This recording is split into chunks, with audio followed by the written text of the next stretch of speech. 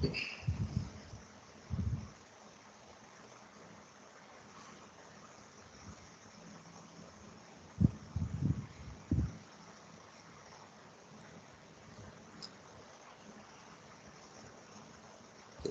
start with the next point, which is graph representation. So we can represent the graph by using different representation techniques. So one technique is incidence matrix. So it is useful when information about edges is more desirable than information about the vertices. And adjacency matrix or list is useful when information about the vertices is more desirable than information about the edges. In adjacency matrix, uh, vertices is important and incidence matrix edges is important. Okay, so when we consider incidence matrix, uh, let's consider a graph with vertices v and set of vertices v and set of edges e. So vertices like v1, v2, v3 up to vn belongs to v, and edges e1, e2 up to en belongs to e.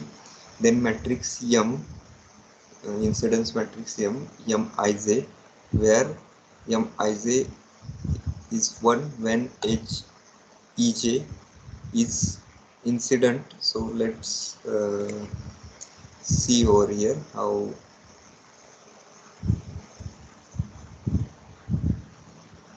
Okay, so suppose this is the graph, two vertices are there, v1 and v2.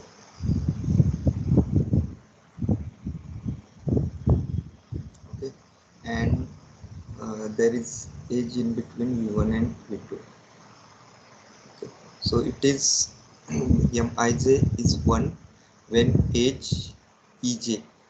So suppose this is e1 when ej is incident with vi. So when this mij entry is 1, when m1 1, when it is 1, when v1 is incident to this edge, then this entry is 1, and m21 m21 this is also 1. So in case of mi say I is 1 and I is 2, these two entries are 1. For other cases m31 m32 it is a 0. Okay, so that's how we represent this. And representation of incidence matrix, so this is the graph g v comma e, and we have the example 1. This graph contains three vertices u, v and w. Three vertices are there and three edges e1, e2 and e3. So to represent this incidence matrix, we represent it by using u, v, w and edges e1, e2, e3. So when it is 1, when we have the edge incident to this vertex, so e1 is incident to this u, e1 is incident to this u, so that's why 1 is there. Then so we consider this row, u is this e1 is incident to u, then u2 e2 e2 is not incident on u, so it is 0, and e3 is incident on u, it is 1. Okay, similarly v, e1 is incident to v1, e2 is incident to v1, and e3 is not incident to v, it is 0. And w, e2 and e3 is incident and e1 is not, so it is 0. Similarly we have example 2. There are four vertices u, v, w, x, and e1, e2, e3, e4, four edges are there. So to represent this incidence matrix, we have to put these vertices here u, v, w, x and edges e1, e2, e3. So e1 and e4 entries, e1 and e4 is incident to u, so 1 1 and other places 0 is there. Then uh, v, three edges are incident, e1, e3 and e2, e1, e3 and e2. W, only e2 is incident, so here 1 is there, and x, e4 and e3, e4 and e3 is 1. Okay. And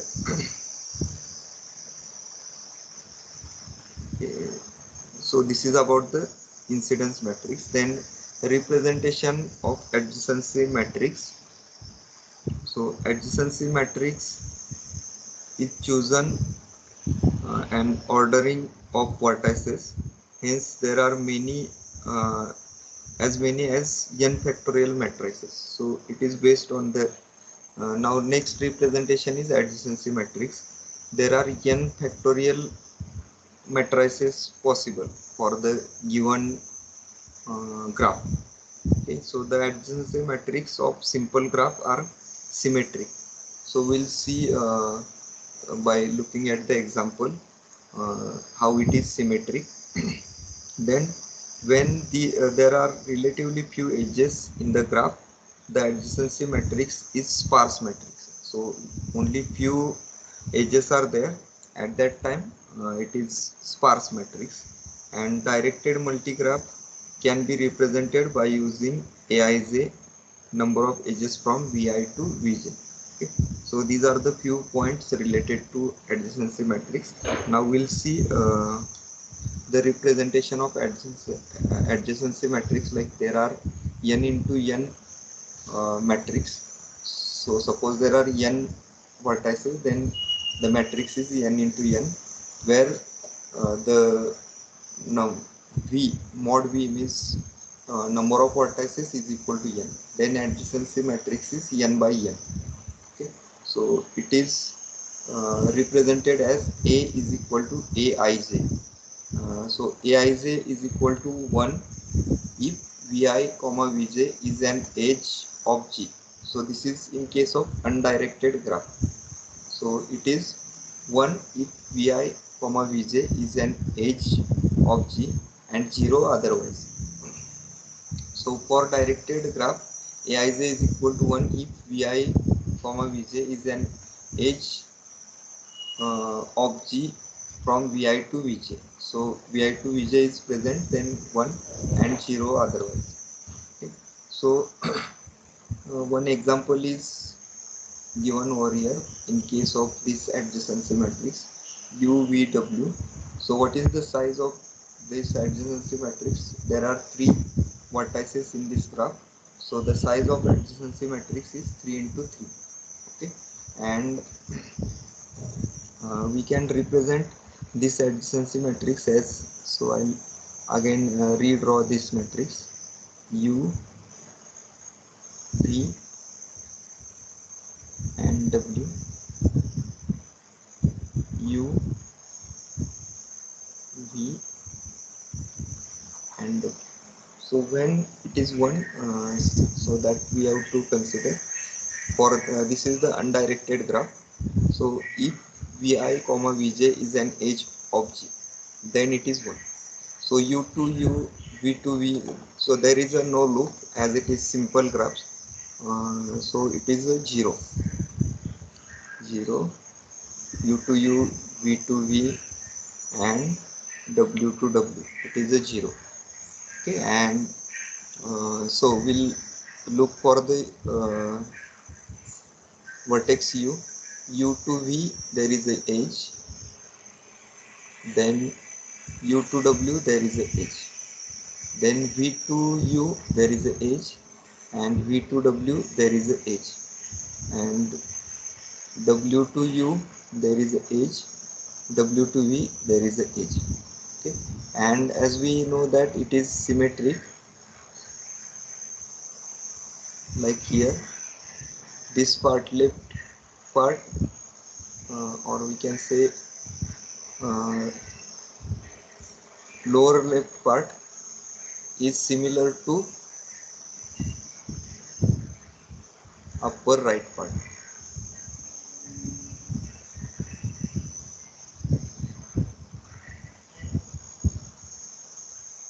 Okay, so that's why, as I said about the properties of this adjacency matrix, it is symmetric. So symmetric about the diagonal, left lower left part and upper right part, these are the symmetric. Okay, and one more example that we can take, uv wx, and these are the edges, so we can represent this adjacency matrix uv wx, uv wx.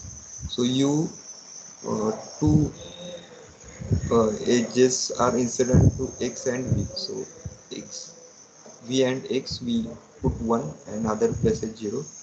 V three edges are incident, 1 1 1. Here at the diagonal we have 0. Why it is 0? Because there is a no loop, so in that case we put the 0. Then w is incident to v, so only 1 is there in place of v and other places 0, and x is incident on u and v, so u and v other places are 0.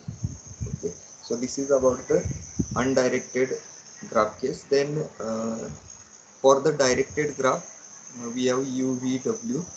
So here, in case of directed graph, how we can represent Aij is equal to 1 if Pi comma Vj is an edge of G from Vi to Vj. So when the edge is there from Vi to Vj, V to U, then put 1 and other place put 0. Okay, so here UVW same like undirected graph, but when to put 1, so there is edge from V to U, so V to U 1 and U to W, here U to W it is 1, then W to V it is 1. Okay, as per the direction we put 1 and for other places we put the 0. This is not a symmetric matrix, as we see different points are at the upper right and lower left, so it is not a symmetric graph. Then next representation is adjacency list. So each node or vertex has a list of nodes which is adjacent. So we have the node and its adjacent node list is represented in the adjacency list. Okay, like here node UVW is represented, and adjacency list is like U is adjacent to V and W, so it is V and W. V is adjacent to U and W. Okay, and W is adjacent to U and V.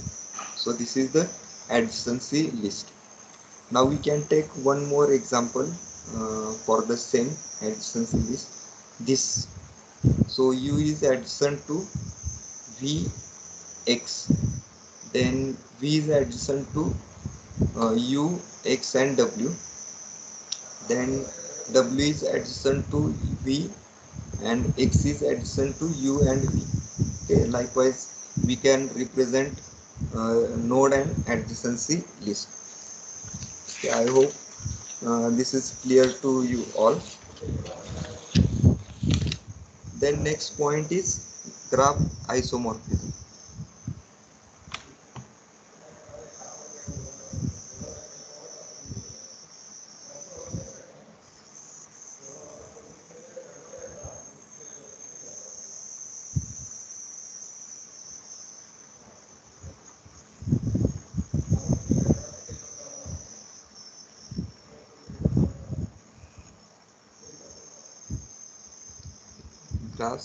Graph isomorphism. So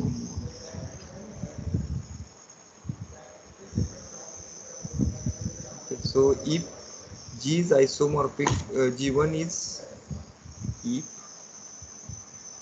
G1 is isomorphic to G2,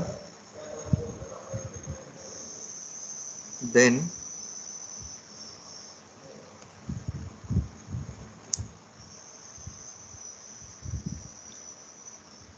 so this concept of isomorphism is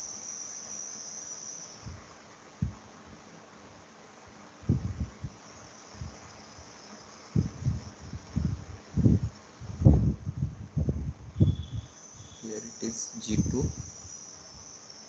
G1 is isomorphic to G2, then first point is number of vertices in G1, number of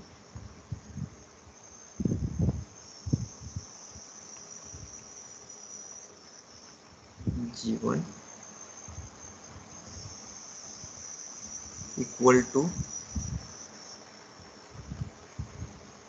number of vertices in G2. Okay, that means V vertices of G1 is equal to vertices of G2.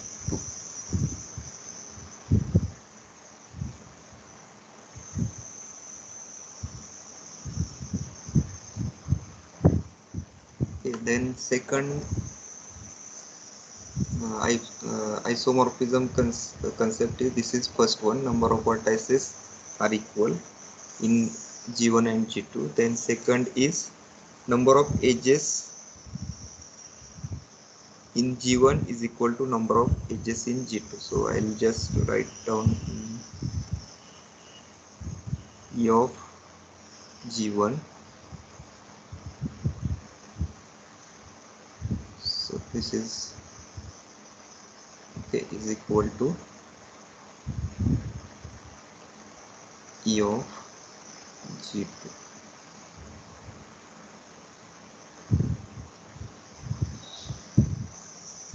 Okay, and third is degree sequence of G1 and G2.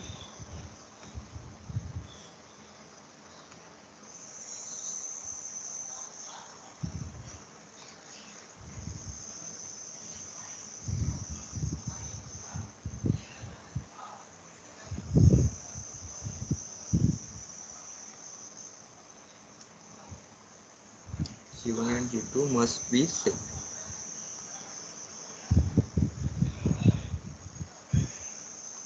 So three conditions are there for the graph isomorphism.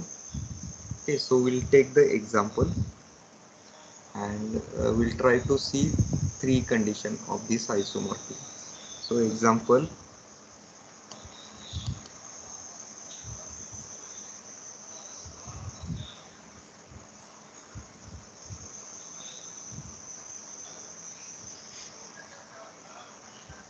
so U1, U2, U3 and U4.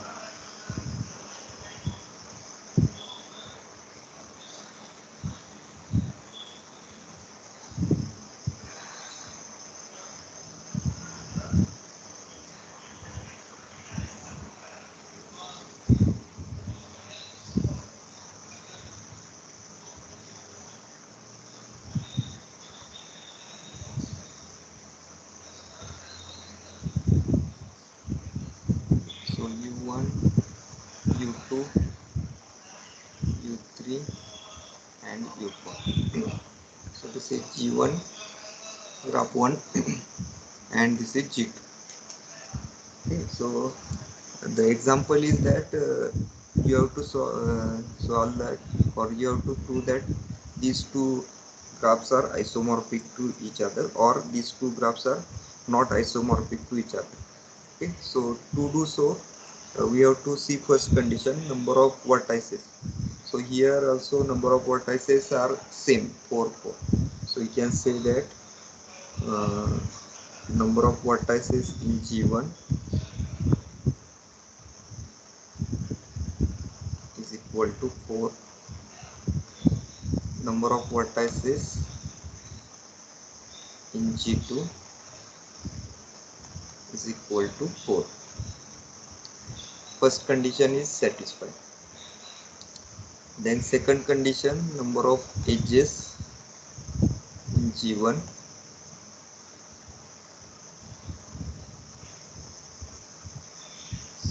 is equal to, so here edges are 4, number of edges in G2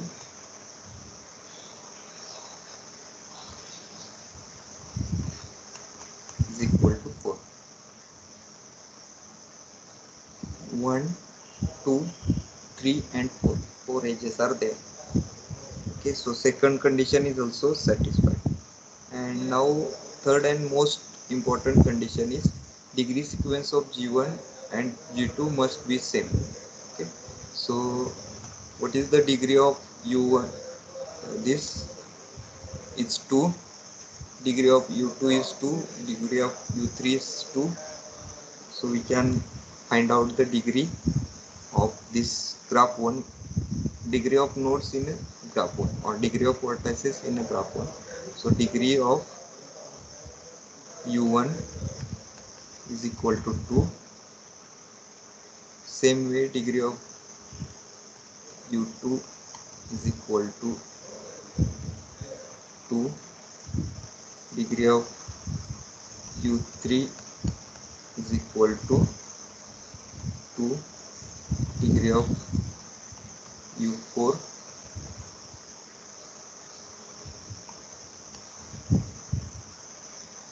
is equal to 2. Okay,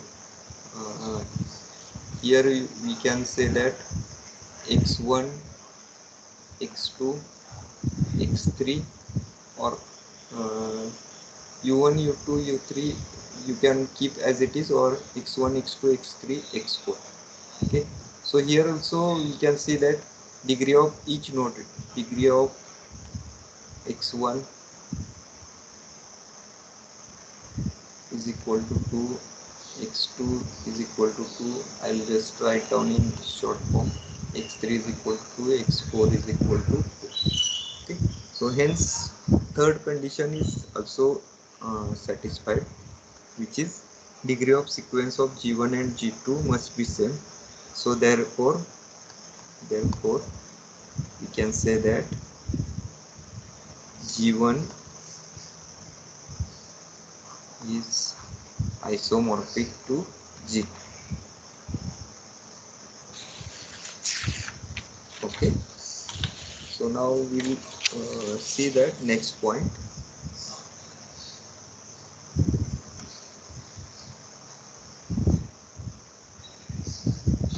Next example 2 about the isomorphic graphs. So first G1 is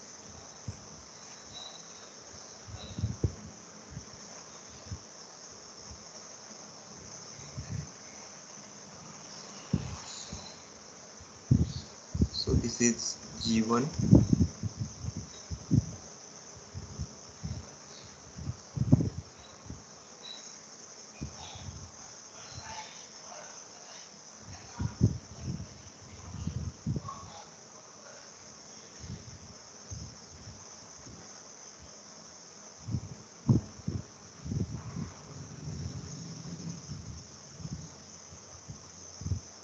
this is G2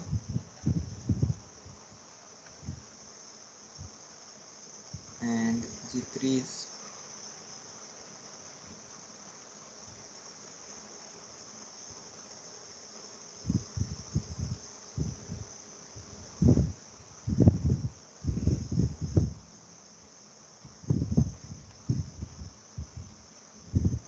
okay, so this is the G3. Now first of all we have to see that number of vertices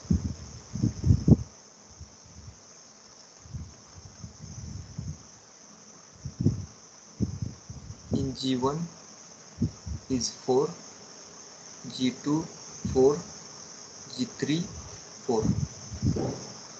Edges here 5,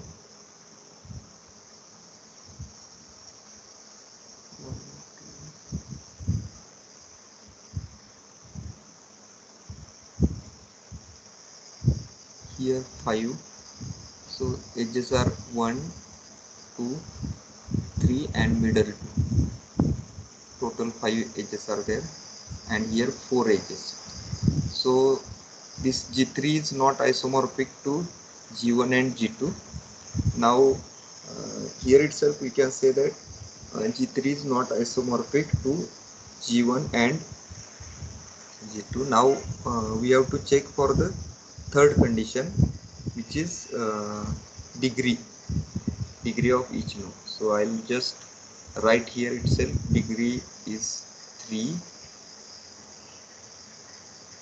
because 3 nodes are incident on these vertices. Here 2, here 3 and here 2. Okay, we have here 3,